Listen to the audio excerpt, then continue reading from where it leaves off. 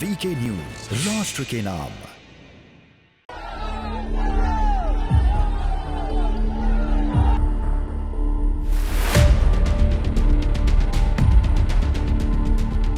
और उसके तहत उस हिस्से को मस्जिद बना दिया गया। बाकी मंदिर इसी तरह रहा, जो पवित्र था वो बरकरार रहा, जो अपवित्र था वो बाकी रखा गया और मूर्तियां इधर से उधर रखी गई। नमस्कार, स्वागत है आप सभी का वीके न्यूज पर। मैं हूं आपके साथ चेतन पाठक। बाबरी मस्जिद के नीचे कई देवी देवताओं की मूर्तियां दबी हुई मिली। सुप्रीम कोर्ट के आदेश के बाद वहां आज भव्य राम मंदिर बन रहा है। इसके बाद से एक अलग लहर इस देश में चली और जिन मंदिरों को तोड़कर मस्जिद बनाई गई थी, अब उनको मुक्त करवाने की पहल चल पड़ी है। और एक एक कर देश की अलग अलग मस्जिदों पर दावे किए जाने लगे हैं कि यहां भी मंदिर ही था, जिसे नष्ट कर मस्जिद बना दी गई।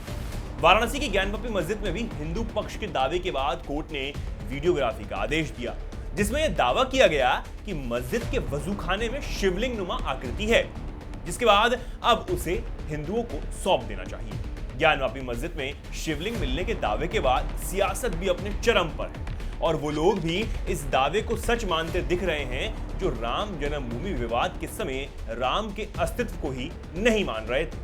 अब ऐसे लोग भी ये कह रहे हैं कि ज्ञानवापी पहले हिंदू मंदिर ही था, जिसे तोड़कर बाद में मस्जिद बनाई गई है। हिंदुओं को धमकाने वाली और मंदिर के सामने लाउडस्पीकर लगाकर नमाज पढ़ने की धमकी देने वाली सपा नेता रुबीना खानम भी ये कह रही हैं कि अगर वहां शिवलिंग मिला है तो ज्ञानवापी हिंदू पक्ष को दे देनी चाहिए।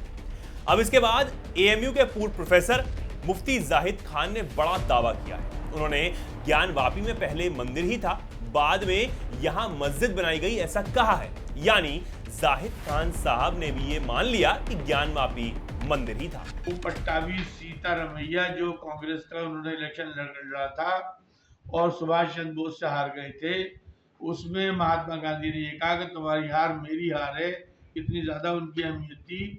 उन्होंने भी वो कहानी लिखी है कि ये हिंदू राजा जो औरंगजेब के साथ वहां गए हुए थे, उन्होंने गंगा स्नान करने के बाद ये भी कहा कि हम मूर्ति के दर्शन भी करना चाहते हैं। ये करने गए, एक रानी उसमें से गायब पाई गई। तो वो मंदिर जो उससे जरा पहले अकबर के दौर में सरकारी खजाने से राजा टोडरमल जो उस वक्त के फाइनेंस मिनिस्टर थे और राजा मानसिंह जो chief of the army staff और डिफेंस मिनिस्टर थे, इन दोनों ने मिलकर ये बाकायदा एक मंदिर बनाया था।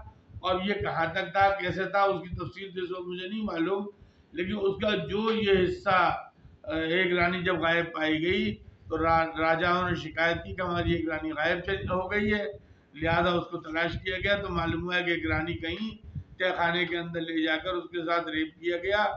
उसके चक्कर में उन्हीं हिंदू राजाओं ने कहा कि ये तो जगह अपवित्र हो गई है, लिहाजा इसको ढा दिया जाए। और वो उन लोगों ने अपनी मर्जी से ढा दिया और फिर उसके बाद उन्हीं लोगों ने दस्तखत करके और उनको एक फरमान लिखा, जिसका फरमान आर्काइव में सुनाया मौजूद है। और औरंगजेब ने उसको फिर बड़ी मुश्किल से माना और उसके तहत उस हिस्से को मस्जिद बना दिया गया। बाकी मंदिर इसी तरह रहा, जो पवित्र था वो बरकरार रहा, जो अपवित्र था वो बाकी रखा गया और मूर्तियां इधर से उधर रखी गई। अब इन सब बयानों के बाद ये समझ आता है कि ओवैसी चाहे चिल्ला चिल्ला के कितना भी कह लें और मुसलमानों को बरगलाने का काम करें, लेकिन जो समझते हैं और अदालत के फैसले को मानने के लिए आगे रहते हैं, वो ये जानते हैं कि किसकी क्या सोच है। क्योंकि ओवैसी साहब ने तो आज तक नहीं माना कि बाबरी मस्जिद राम मंदिर को तोड़कर ही बनाई गई थी। इस खबर में इतना ही। ऐसी तमाम खबरों को जानने के लिए देखते रहें वीके न्यूज।